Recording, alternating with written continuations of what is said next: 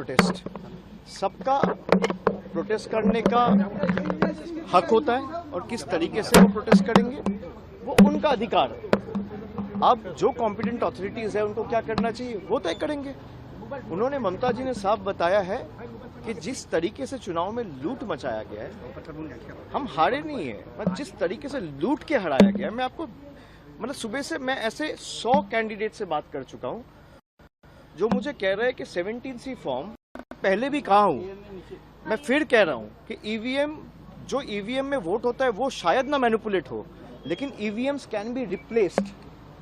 तो बहुत जगह से हमारे पास फीडबैक आया है और ये रिटर्निंग ऑफिसर को काउंटिंग वाले दिन पे जमा भी दिया गया है कि जिस ईवीएम पे वोट हुआ है, जब उसको काउंटिंग टेबल पे मैच कर रहे हैं तो सीरियल नंबर 17C के साथ मैच ही नहीं कर रहे।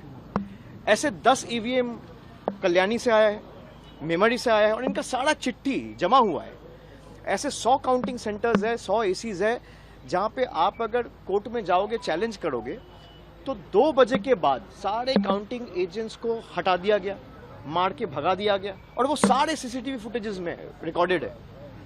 आप मुझे बताइए 2 बजे तक जहां पे 90% 80% काउंटिंग कंप्लीट होना चाहिए, आप कल टाइम स्टैम्प देख लीजिए इलेक्शन कमीशन का, दोपहर को 2 बजे तक, 2:30 बजे तक सिर्फ 3 राउंड 4 राउंड काउंटिंग हुआ था और 20 राउंड बाकी है, कहीं 24 राउंड बाकी है, कहीं 25 राउंड बाकी है, कहीं 18 राउंड बाकी है।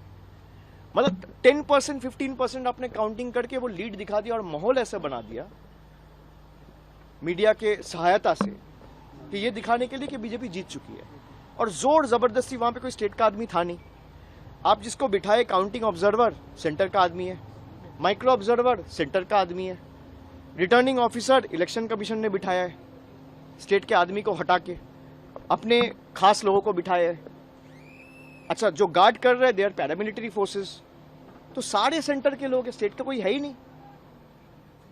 मतलब पूर्व मेदिनीपुर में मैं आपको बता रहा हूं कि सुप्रीम कोर्ट का जो ऑर्डर था कि randomization rule should be implemented in letter and spirit, जहां पे स्टेट और सेंटर का एम्प्लॉय दोनों होना चाहिए, वहां पे खाली सेंटर के एम्प्लॉयज थे।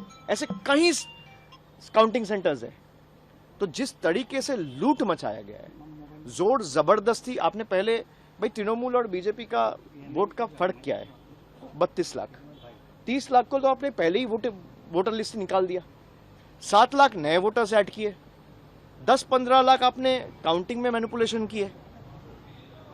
अगर भाई जनता के राय के ऊपर आपको भरोसा है तो आप सबको रखिए काउंटिंग सेंटर में, सबको वोट करने का ताकत दीजिए। लेकिन पीएम, आपको दिक्कत क्या है? सर पीएम ने तो कहा ये बंगाल का जनादेश है, तो क्या ये बंगाल का जनादेश है, तो क्या ये बंगाल का जनादेश आप नहीं मान रहे हैं?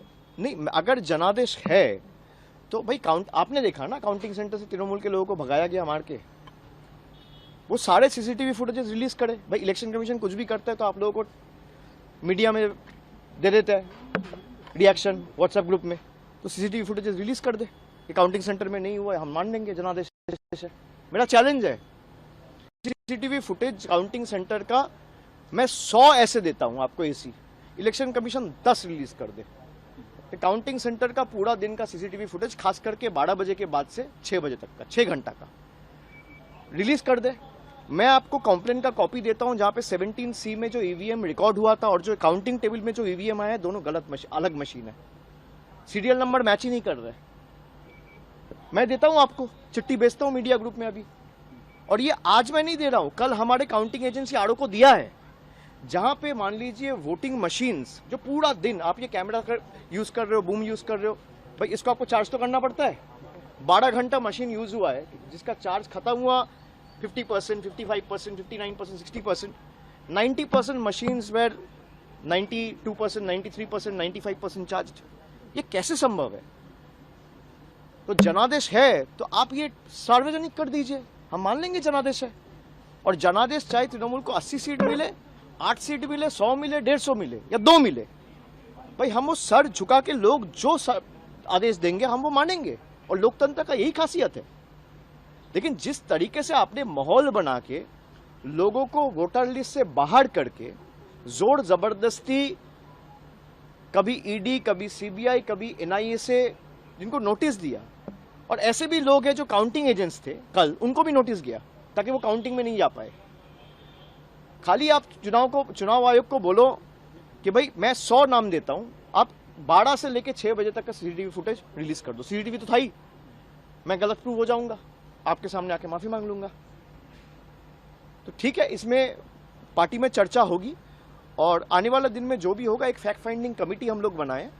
जिस तरीके से हम लोगों के ऊपर टॉर्चर किया जा रहा है, जा जाके पार्टी ऑफिस तोड़े जा रहे हैं, घर में घुस के मारा जा रहा है, हर जगह पे आपने देखा है। कल रात भर हम लोगों के पार्टी वर्कर्स के ऊपर जिस तरीके से अत्याचार हुआ है, मैं सबको यही कहूंगा कि तृणमूल के जितने भी सैनिक हैं, आप एकदम स्ट्रांग रहो, पार्टी आपके साथ डट के खड़ा है और जहां तक हमें जाना पड़े हम आपके लिए जाएंगे।